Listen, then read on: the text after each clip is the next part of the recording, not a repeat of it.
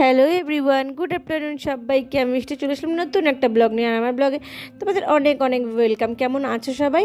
আশা করি সবাই ভালোই আছো। তো দেখো, আমি চলে এসেছিলাম রথের মেলাতে। আর রথের মেলাতে এসে তোমাদের সাথে ভাবলাম এটা তো শেয়ার না করলে হবে না। চলো আজকে আমার সঙ্গে থাকো সবাই। আর একটা ভিডিওতে আমি প্রথমেই বলে নিচ্ছি, একটা ভিডিওতে গোটা রথের মেলাটা আমি শেষ করতে পারবো না।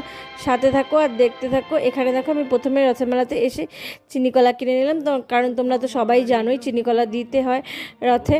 তো আমিও রথের জন্য চিনিকলা কিনে নিলাম। আর এখানে এই ঠাকুরমশাইটা বসেছিল, সবার হাতের থেকে মানে যে যে চিনিকলা দিতে চাচ্ছিলো তাদের হাতের থেকে নিয়ে এখানে পূজা দিচ্ছিলো। তো আমিও নিয়ে নিলাম। তো নেওয়ার পরেই দেখো এখানে এত লম্বা ভিড়, লাইন ছিল। তারপরে আমি ভাবলাম যে যখন কিনে নিয়েছি তো একটু তো দাঁড়াতেই লাগবে, বলো, ঠাকুরের দর্শন তো আর তুমি এমনি করতে পারবে না। তো চলো, এতক্ষণে নিয়ে নিয়েছে আমার হাতে থেকে চিনিকলা।